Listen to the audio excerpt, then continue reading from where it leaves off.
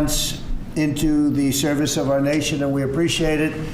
And I just want to say that Elon has worked tirelessly helping lead the most sweeping and consequential government reform program in generations. And you know the kinds of things that he's found and his people have found. He's brought a group of very smart people in, and they found things that are pretty unbelievable.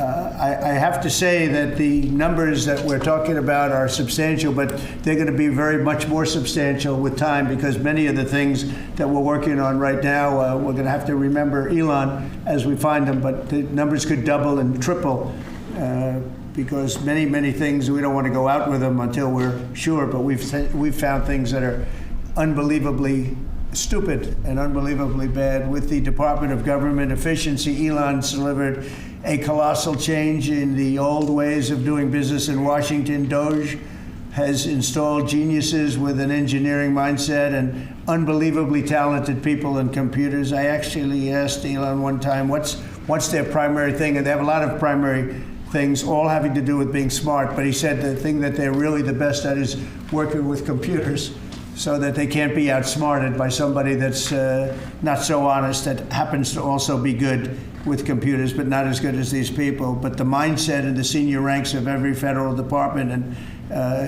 it's really changed. And with Elon's guidance, they're helping to detect fraud/waste and modernize broken and outdated systems. So as you know, we're talking about various systems and changing systems. And, you know, sadly, it takes a long time to do that. You'll change, let's say, a system at IRS and computerize it properly, where the job can be done in 1/10 the time, but it takes sometimes years to rebuild those systems. But we've started, in many cases, I will say that this has less to do with Elon, but the air traffic control systems, we're bidding out to the best companies in the world, those systems right now. They were what the previous administration was horrible what they did. They spent billions and billions of dollars, and in the end, it didn't even come close to working. They tried to hook up wire to copper, and it can't be done. And they just spent billions of dollars and just wasted money. Actually made the system much worse. So we're going to get a brand new modern system. Congress is working with us on that, and we're going to get it done as quickly as we can. But it's in the works, and once it's done, it'll be good for 30 years. But we have a system that's 48 years old and would have a modern computer hooked into a very outdated computer, and they don't hook up. I mean, they didn't hook up. So after spending billions of dollars, they turned on the system, and in never any cases, from local to countrywide, they never worked.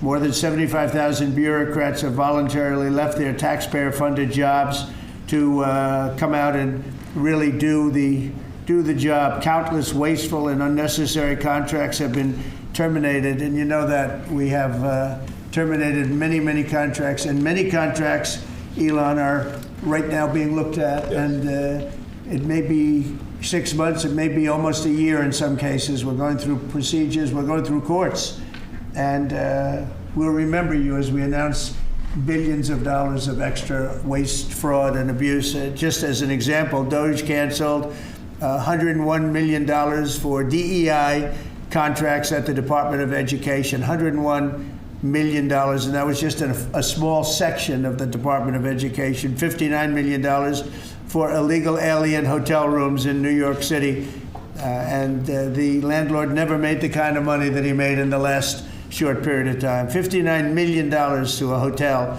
in New York City, $45 million for diversity, equity, and inclusion scholarships in Burma. Does anyone know about Burma? $42 million for social and behavioral change in Uganda. $40 million to improve the social and economic inclusion of sedentary migrants. I can say it's $2 billion to Stacey Abrams and her environmental movement. There was $100 in the account, and all of a sudden they found $2 billion in the account. And I assume that's being looked at. I don't know. I'm not sure. But I assume that's being looked at. Think of that, $2 billion. And then Lee will tell you there's another one over there for $20 billion being spent on another environmental cause. $20 billion. Not 20 million, a lot. Not 200,000, which is a lot. So think of it, in her case, you have $100, and now all of a sudden she gets hit with an infusion of $2 billion just before I take office. $20 million for Arab Sesame Street in the Middle East. Nobody knows what that's all about. Nobody's been able to find it. $8 million for making mice transgender. So they spend $8 million on making mice transgender. And those are better than many of the others. I could sit here all day and read things just like that, but we have other things to do. So it's much, much more than just that. We're totally committed to making the DOGE cuts permanent and stopping much more of the waste in the months to come. We want to get our great, big, beautiful bill finished and done. After that, we put some of this into the bill, but most of it's going to come later. We're going to have it cauterized by Congress, affirmed by Congress. In some cases, we'll make cuts. In some cases, we'll just use it in a different layer to save the money. But it's hundreds of billions of dollars. DOGE has also fully modernized the federal retirement process and continues to work very hard on the IRS modernization. But we're taking that over with DOGE. Many of the DOGE people, Elon, are staying behind, too, so they're not leaving. And Elon's really not leaving. He's going to be back and forth, I think. I have a feeling. It's his baby, and I think he's going to be doing a lot of things. But Elon's service to America has been without comparison in modern history. He's already running one of the most innovative car companies in the world. You look at his factories and compare them with some of the old factories we have, and it's a big difference. And the most successful space company in, I guess, in history, you would have to say, the largest free speech platform on the internet, etc. Yet Elon willingly, with all of the success, he willingly accepted the outrageous abuse and slander and lies and attacks because he does love our country. I know that very much. He loves our country. He comes from another country, a country that's going through trials and tribulations, I would say. But he's all about the USA, and Americans owe him a great debt of gratitude. So I just want to thank Elon for his time as a special government employee. Can you imagine? They call him an employee, but it's a special government employee, and for coming and helping us. And he really has changed the mindset of a lot of people. A lot of people thought, maybe we'll cut 1% or 2% or 3%. Then they said, wow, we can cut a lot more than that. And we're going to do it very surgically. We're going to continue on the march. We're making America great again. When I was in Saudi Arabia, and we were in, as you know, three really great countries, predominantly the three. Qatar was great, UAE was great, Saudi Arabia, incredible. Such an incredible experience to be in those three countries. But the Crown Prince of Saudi Arabia, and I must tell you, the great leaders of the other two that we just mentioned, they all said the same thing, that the United States is the hottest country right now anywhere in the world. And 6 months ago, we thought it was dead. It was like a dead country.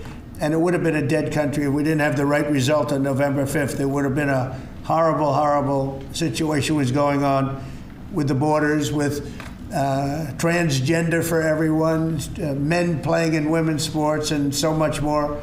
But they were saying the hottest country anywhere in the world. And then I played that little clip because that was one person who's respected, or two people, because Joe was in that one too. Joe's a good man. But that was one group of people saying something about the success of what we've done over the last 4 months. They cannot believe it. In the one case, they said they've never seen anything like it as long as they've been doing what they've been doing. They've been doing it for a long time. So I want to thank Elon for helping. And again, the United States right now is the hottest country anywhere in the world. There's no country as hot. And we're doing really well. We came, when I left, we had no wars, we had no problems, we defeated ISIS, we rebuilt our military, and we had no inflation.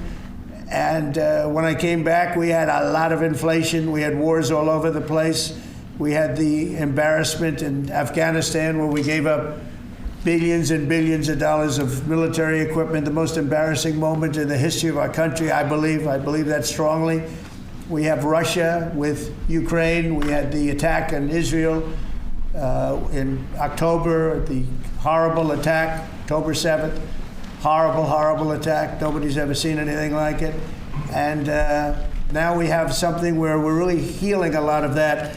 We stopped India and Pakistan from fighting. I believe that could have turned out into a nuclear disaster. And I want to thank the leaders of India, the leaders of Pakistan, and I want to thank my people also. We talked trade. And we said we can't trade with people that are shooting at each other and potentially using nuclear weapons. And they're great leaders in those countries, and they understood, and they agreed. And that all stopped, and we're stopping others from fighting also, because ultimately we can fight better than anybody. We have the greatest military in the world. We have the greatest leaders in the world. We put one of them in charge of the Joint Chiefs of Staff, as you know, General Raisin Kane. And we wiped out ISIS, completely wiped out ISIS in 3 weeks. They said it would take 5 years, and we did it in 3 weeks. And that's the way it is. But we don't want to have to use our military. We want to be peace through strength when we can. And that's the way we're going to have it. So I just want to thank Elon and all of his people. Most of those people are staying. Almost all of them are staying, and they're going to be with us. And you're going to see the results coming long into the future. Even a year and 2 years later, you're going to see a lot of the results, and those hundreds of billions of dollars are going to be adding up, and they're going to continue to add. It'll be interesting, really interesting to see what the final number is going to be. But again, Elon gave an incredible service. Nobody like him, and he had to go through the slings and the arrows, which is a shame because he's an incredible patriot. The good news is that 90% of the country knows that, and they appreciate it, and they really appreciate what he did. And I gave him a little special something we have here. Thank you. A very special that I give to very special people. I have given it to some, but it goes to very special people, and I thought I'd give it to Elon as a presentation from our country. Thank you. Thank you, Elon. Thank you. Take care of yourself. Thank you. You can see the lock. The lock on this is amazing. That's right. A large lot. Well, let me say perhaps a few words that this is not the end of DOGE, but really the beginning. My time as a special government employee necessarily had to end. It was a limited time thing. It's 134 days, I believe, which ends in a few days. So that it comes with a time limit. But the DOGE team will only grow stronger over time. The DOGE influence will only grow stronger. I'd liken it to sort of Buddhism. It's like a way of life. So it is permeating throughout the government. And I'm confident that over time we'll see $1 trillion of savings and a reduction in $1 trillion of waste and fraud reduction. The calculations of the DOGE team thus far, in terms of an FY25 to FY26 delta, are over 160 billion, and that's climbing. We expect that number will probably go over 200 billion soon. So I think the DOGE team is doing an incredible job. They're going to continue doing an incredible job, and I'll continue to be visiting here and be a friend and advisor to the president. And I look forward to Times being back in this amazing room. By the way, isn't this incredible? Look at this incredible. It's stunning. I think the way that the Oval Office, how the president has just completely redone the Oval Office. It's beautiful. I love the gold on the ceiling. Thank you. It's pretty nice. Yeah. That's been there a long time. That was plaster. Nobody ever really saw it. They didn't know the eagle was up there, and we highlighted. It's essentially it's a landmark, a great landmark, and that's 24 karat gold, and everybody loved it, and now they all see it when they come in. So it's been good. The Oval Office finally has the majesty that it deserves, thanks to the president. So I look forward to continuing to be a friend and advisor to the president, continuing to support the DOGE team, and we are relentlessly pursuing $8 trillion in waste and fraud reductions, which will benefit the American taxpayer. That's it, really. Thank you, Mr. President. Thank you. All right. Great job. Thank you. Thank you, President Trump. The president mentioned that you had to deal with all the slings and arrows during your time at DOGE. There's this. Well, some of the people, some of the media organizations in this room were the slingers. Well, so there is a New York Times report today that accuses you of blurring the line between. Is the New York Times, is that the same publication that got a Pulitzer Prize for false reporting on the Russiagate?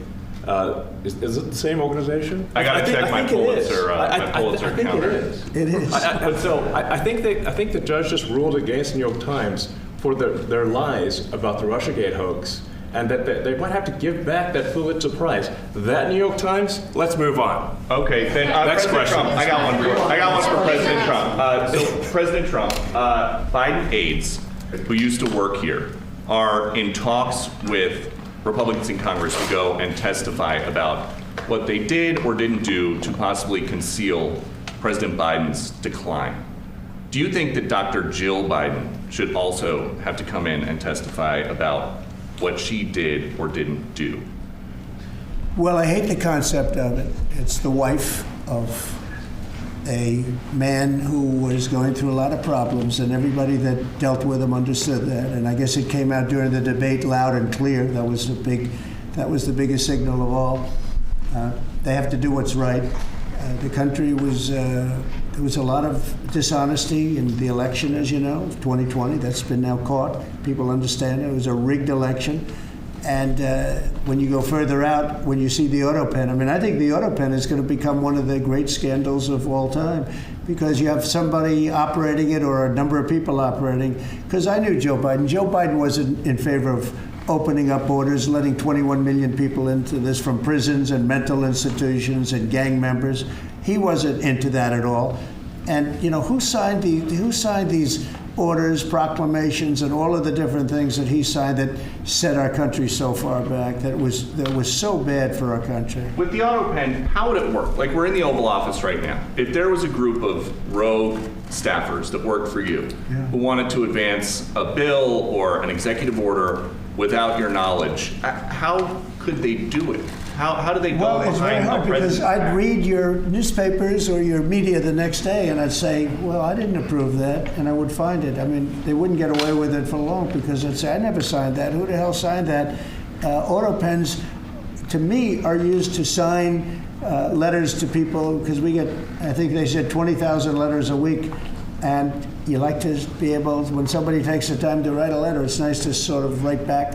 And auto pens are meant for that. Auto pens are not meant to sign major proclamations or tax cuts or borders, anything having to do with the border, which is so important. And if it happened on my watch, I would be able to see it, because the next day or sooner I'd be reading about something that I knew nothing about, and who the hell signed this? So I almost never use the auto pen. In fact, yesterday I was signing about 81, I think it was 81 proclamations and statements to people that I think should be signed by us. I think when you write letters to foreign dignitaries or presidents or prime ministers, you should be signing those letters, not done with auto pens. I understand he signed almost everything with an auto pen.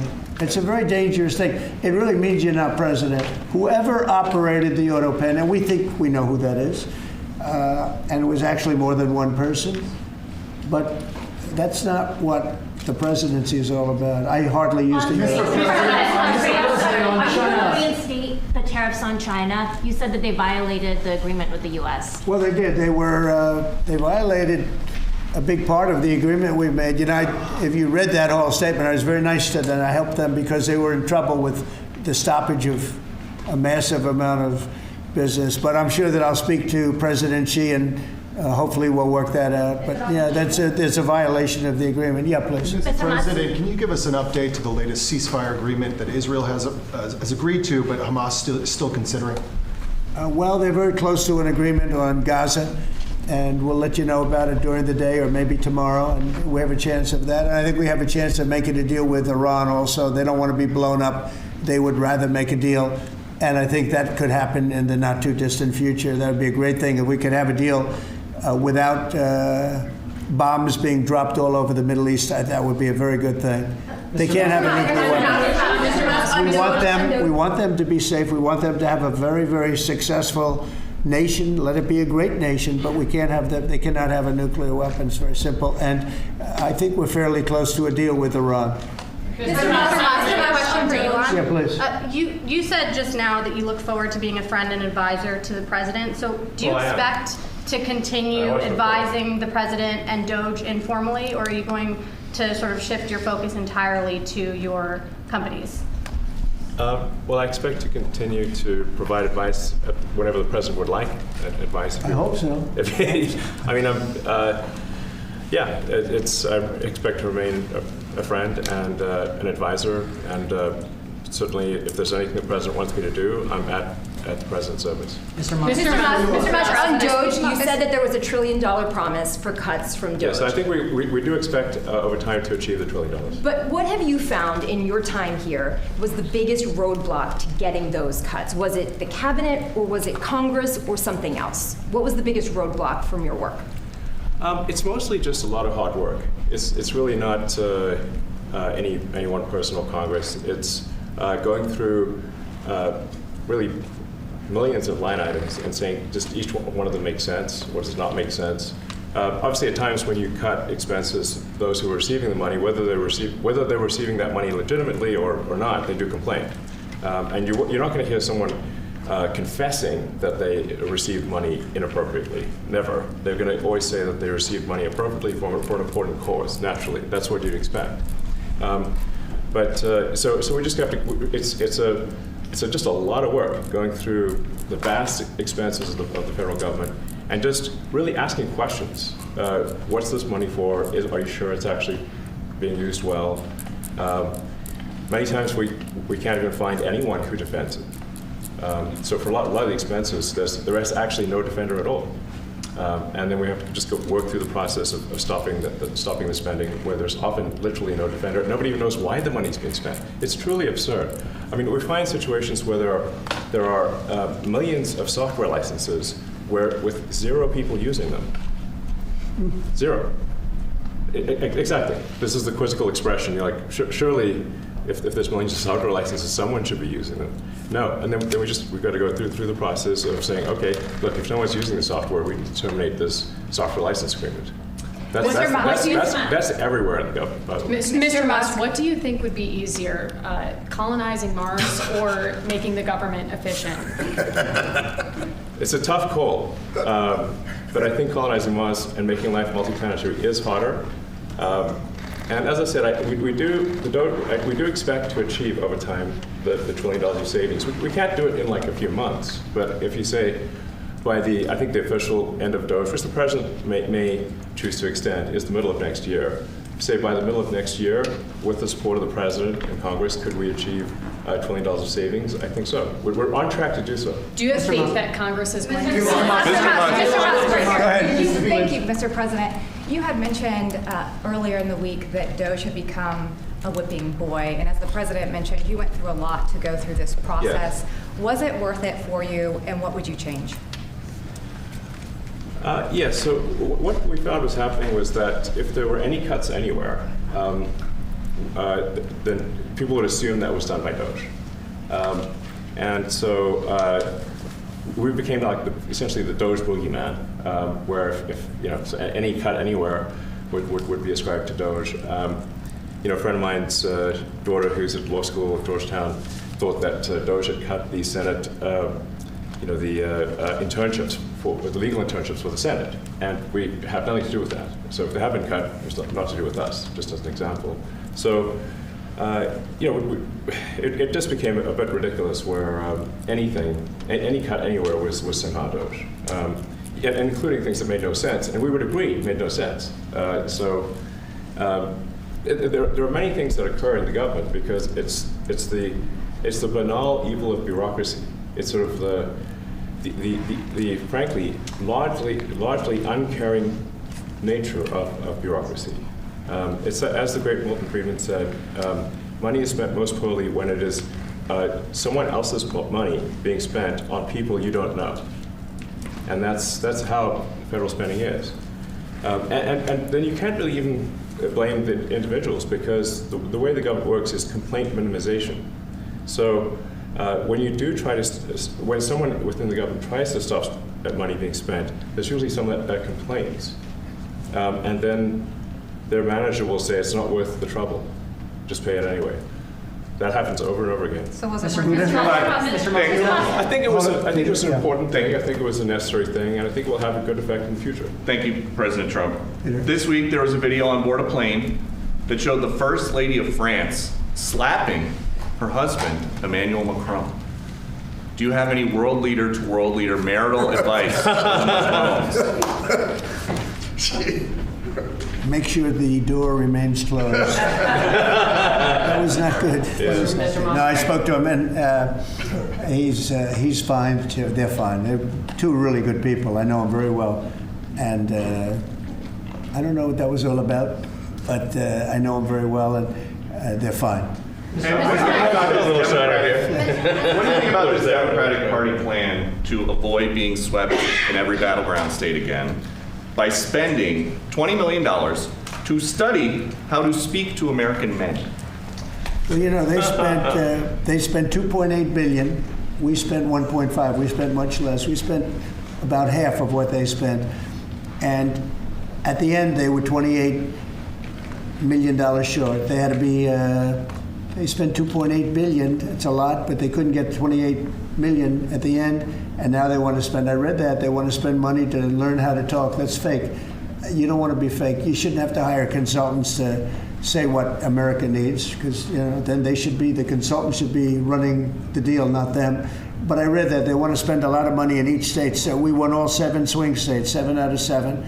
We won a lot more than that. We won the popular vote. We won everything. And they want to spend money to find out what they did wrong. And I mean, I could tell you what they did wrong. I could tell you every one of their programs when they say men playing in women's sports. I would say that's not a winner. When they say transgender for everybody, I think that's not a winner. When they say open borders so the entire world population of criminals can pour into our country, I don't think that's a winner. I mean, I just gave them that for free. But I don't know if they'll change their ways. I see them all the time. I see people that I know in Congress, Democrats, they're trying to justify some of the things I just said. You can't justify them. I always hear they're 80-20 issues. I say they're not 80-20, they're 97-3. They might be 99-1. They're not 80-20. They wish they were 80-20. And they're wasting a lot of money if they're going to continue with that nonsense. And this one's a little bit more of a page 6 question, but back when you hosted The Apprentice, you mentioned once in 2012 that Diddy was a good friend of yours back then. He has since found himself in some very serious legal trouble. Yeah, that's true. Would you ever consider pardoning him? Well, nobody's asked. You had to be the one to ask, Peter, but nobody's asked. But I know people are thinking about it. I know they're thinking about it. I think some people have been very close to asking. First of all, I'd look at what's happening, and I haven't been watching it too closely, although it's certainly getting a lot of coverage. I haven't seen him. I haven't spoken to him in years. He used to really like me a lot, but I think when I ran for politics, that relationship busted up.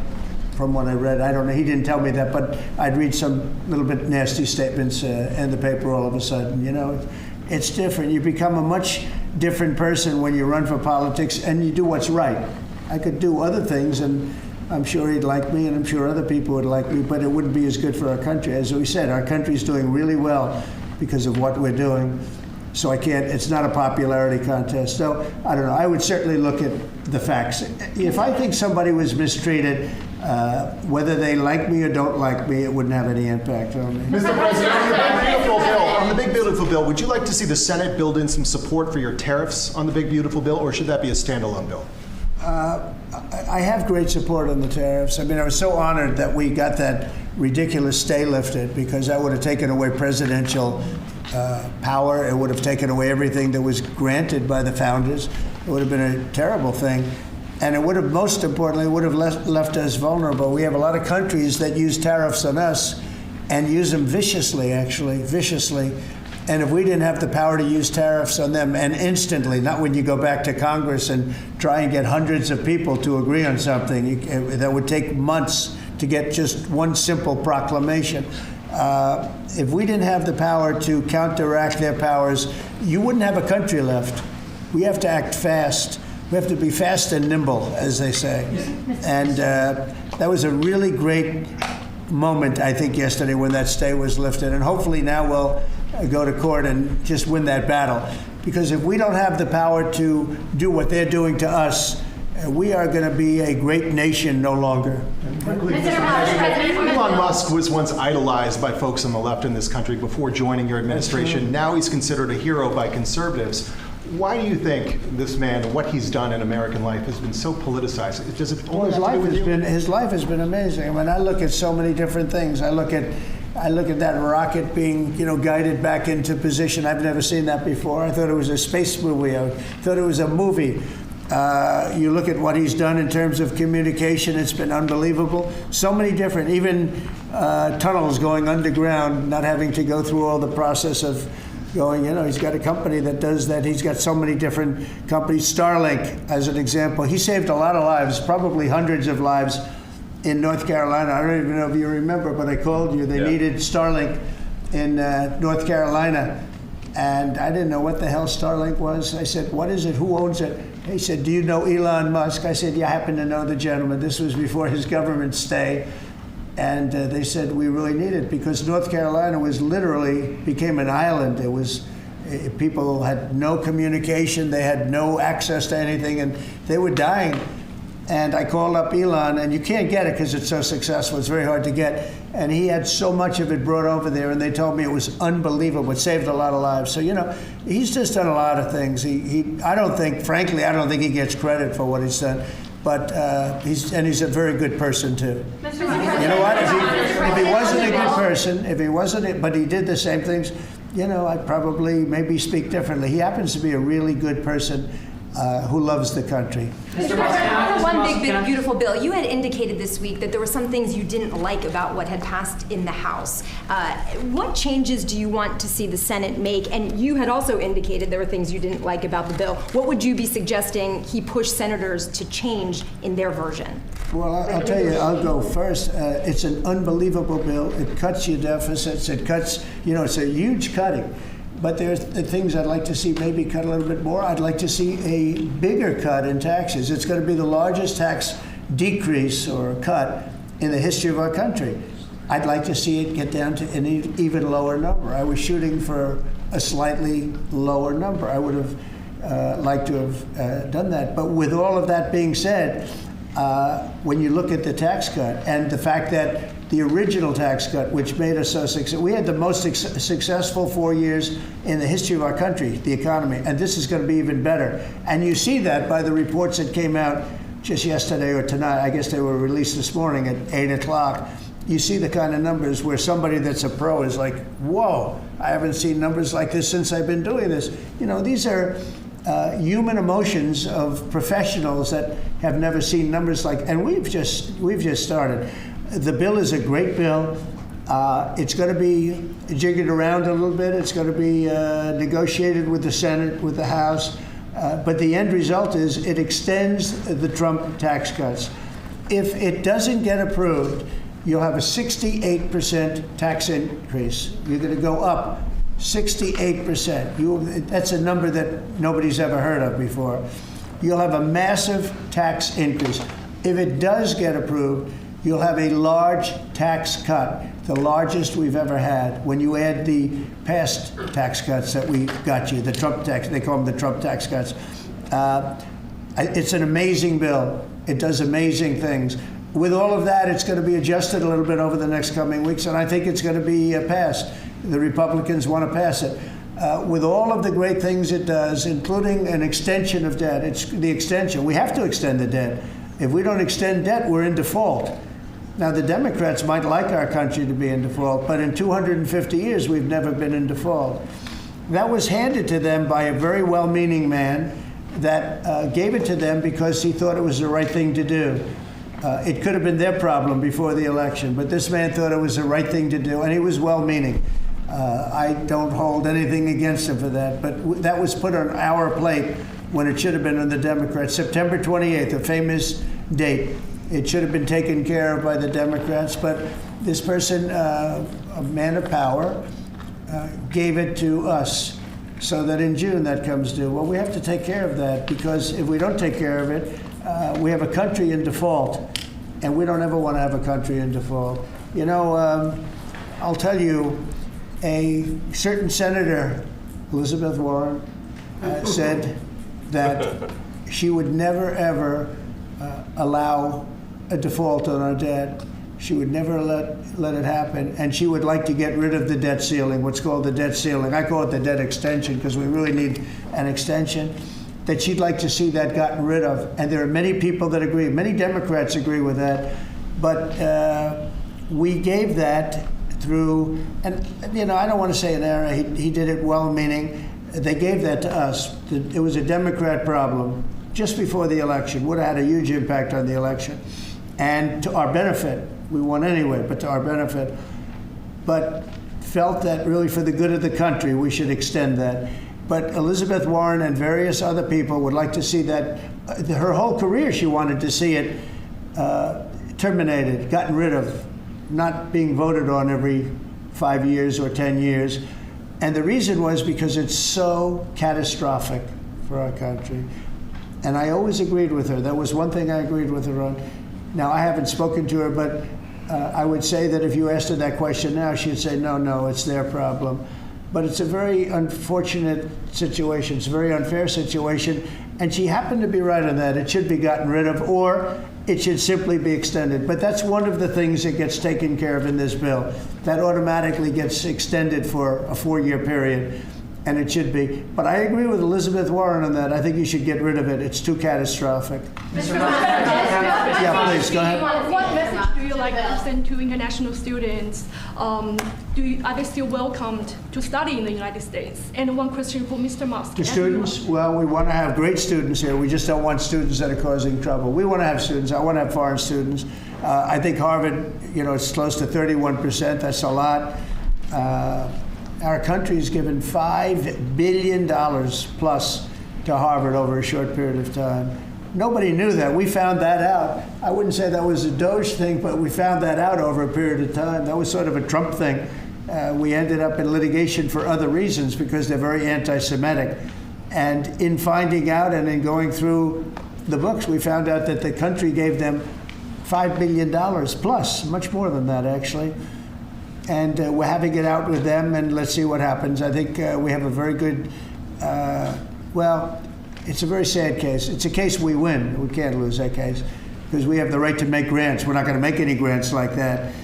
But I don't think Harvard's been acting very nicely. I think Columbia wants to get to the bottom of the problem. They've acted very well. And there are other institutions, too, that are acting, but Harvard's trying to be a big shot. And all that happens is every 3 days we find another $100 million that was given. 2 days ago we found $200 million more. The money's given to them like gravy. I'd like to see the money go to trade schools where people learn how to fix motors and engines, where people learn how to build rocket ships, because somebody has to build those rocket ships. Yeah. And I'd like to see trade schools set up, because you could take $5 billion plus hundreds of billions more, which is what's spent, and you could have the greatest trade school system anywhere in the world. And that's what we need to build his rockets and robots and things that he's doing, and to build lots of other things. And, I went to school with people.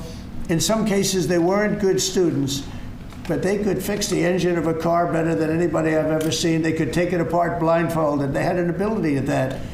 And they did very well. They made a lot of money. It's a very skilled job. It's great. But I'd like to see a lot of money going into trade schools. I've always felt that. And we probably found our pot of gold, and that's what's been wasted at places like Harvard. And the money's been wasted. Yeah, please. Yeah, well, I wanted to ask quickly, Mr. Musk, is your eye okay? What happened to your eye? I noticed there's a bruise there. Well, it wasn't. I wasn't anywhere near France, so. What does that mean? No, I didn't notice his eye. First lady of France. Getting slapped, I didn't notice. I was just horsing around with little X, and I said, "Go ahead, punch me in the face," and he did. Turns out, even a 5-year-old punching you in the face actually does. That was X that did? Yeah. X could do it. If you knew X, I saw his mom right now. But I didn't really feel much at the time, and then I guess it bruises up. But I just horsing around with the kids. I didn't notice it, actually. President Trump, I got one. I know that you try to stay pretty neutral because not your war, but and by the way, not my war. I just want to solve the problem for people. This was not a war that was going to happen if I were president. Right, and so not your war, but as you try to fix it, and as you survey this hellscape of the Ukrainian front lines, It's horrible. and you and your team deal with a very stubborn Vladimir Putin. Yeah. Do you and look? Zelensky. But do you look at this Very conflict stubborn Zelensky too. any differently now? Like, do you look at this and see Putin as the good guy or the bad guy? So I've known him very well, and I went through a lot of things with him because Russia was, the Russia hoax turned out to be a total hoax. New York Times, they got a Pulitzer Prize. They have to give back the Pulitzer Prize. That's my lawsuit, and they're doing very poorly in that lawsuit. But they wrote stories about how it was true and it was false, and a lot of Washington Post also. I have gotten to see things that I was very surprised at.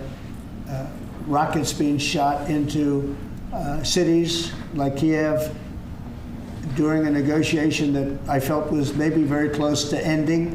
We were going to solve a problem, and then all of a sudden rockets got shot into a couple of cities and people died. I saw things that I was surprised at. So, and I don't like being surprised. So I'm very disappointed in that way. With that being said, I'd like to see it end. 5,000 people, I think the number's even more than that, but 5,000 people a week are being killed. Mostly soldiers, but also people that live in little cities and towns throughout Ukraine. And I'd like to see that stop. And I asked Caroline this yesterday, but I want to ask you directly. So many of the things that you're trying to do are held up in court right now. If the courts are going to have so much influence over U.S. policy, do you wish you would have just become a judge instead? Yeah, well, look, it wasn't meant to be that way. If you look at the founders, the president had certain powers, and you have your three groups, and they all had supposed to be pretty equal powers. But you can't have a judge in Boston running foreign policy in places all over the country because he's got a liberal bent or he's a radical left person. That's what the executive branch is for, and you have checks and balances. But we had millions of people pour into our country, many criminals poured into our country, murderers, mental institutions from all over the world being emptied out into our country. And if we don't get them out and get them out quickly, could lose your country very easily. This is a bad, that anybody would allow this to happen to our country. With all of the things, we took over inflation, we took over some wars, we took over a lot of problems that didn't exist when I was president. None of it existed. We wiped out ISIS. Other than that, we had no wars. Putin was never going to hit Ukraine. Israel would have never been attacked. That attack, as you know, Iran had no money. They didn't have money for Hamas. They didn't have money for Hezbollah. They had no money whatsoever. That wasn't going to happen. All of these things that happened weren't going to happen. You wouldn't have had inflation. So it's very sad when I came back. But the thing that is the hardest is that they allowed 21 million people into our country, and many of those people are stone cold criminals. They moved their criminal population into the United States, and of all the things that are bad, I solved inflation, I believe, already. I got the fuel prices down. The fuel prices came down. That's one of the reasons they screwed up the energy.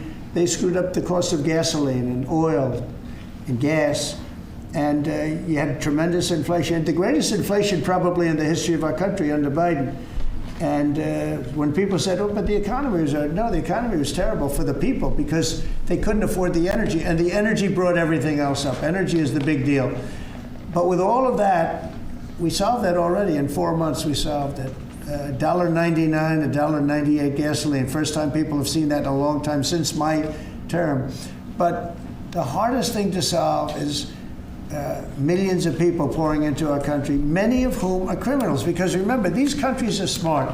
Their leaders are very street smart. They're sending the people that they don't want. They don't want the people that are there, that are law-abiding, that are productive, that are working hard. They want people that are in jails. We have them. They allow them to come in. And I always look to the other side, like, why would somebody do something? In business, I try and study, why would they want to do this? Why would they want to sell it? Why would they want to buy it?